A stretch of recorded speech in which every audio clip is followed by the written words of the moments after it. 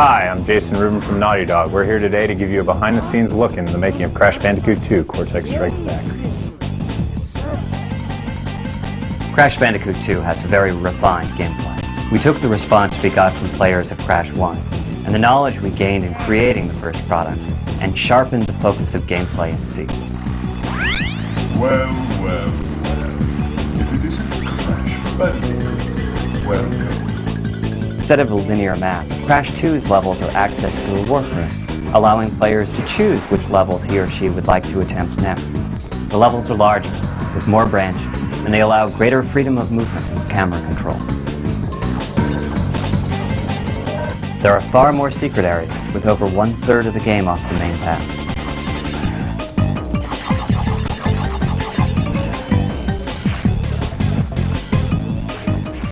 The art's changed drastically between Crash 1 and Crash 2. Crash 1's engine was thrown out. Crash 2's engine is totally new. It allows us to have more polygons in the background, more frames of animation in Crash, more detailed environments, and the ability to do neat environmental effect things that bring the viewer in, bring the player in, and make them feel like they're in a real environment. It has procedural rain, which is actual 3D raindrops that come through the environment. When the camera looks down, the rain actually moves as if it's in 3D, and you're looking at a down angle with the rain. On a snow level, when you're running into the snow comes at you and makes you feel like you're in the level. We have a specular renderer on our gems, which allow the gems to look like gems as opposed to look like really flat shaded things rotating. We have reflection effects in the ice that make Crash Bandicoot and everything else in the environment reflect in the ice, making it really feel like ice. We've been able to add a whole slew of new things to each and every level based on the fact that instead of saying, okay, let's go make Crash 1.5, use the same engine, make some new levels, we did Crash 2.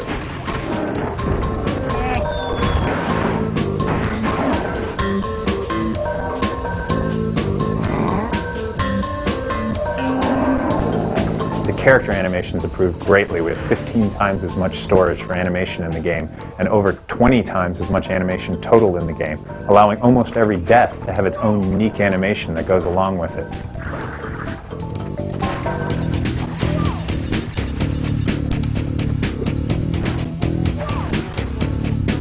Not only can you walk, jump, run, but you can also ride on the back of a bear cub. You can run away from a boulder. You can ride on a jet ski. You can ride on a jetpack that's actually free floating in zero gravity. You can do a lot of things you never did before, and you can do a lot of things that you've never seen before in any other game.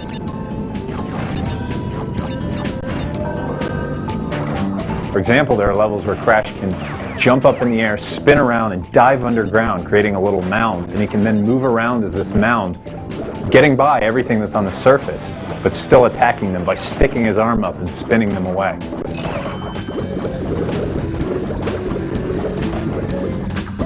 One of the cool new things in Crash Bandicoot 2 are the lip-synced, like, holographic characters in the warp room.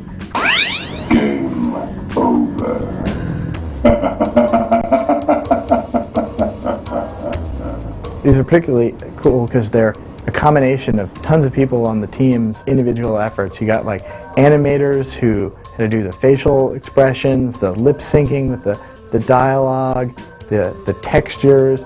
You had programmers doing like the holographic effect, the lens flare, audio, video spooling, and lip syncing. And it all comes together and brings an artificial character to life in a way that I don't think we've seen before in video games.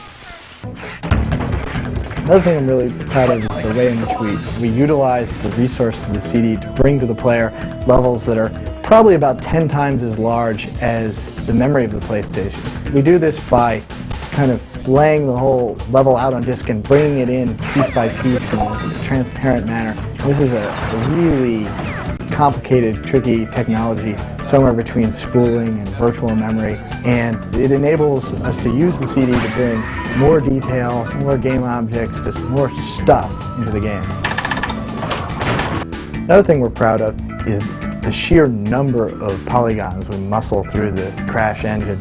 Just a real lot of detail on the screen, and I think that we can pretty much say that no other next generation game has as much background detail as Crash does.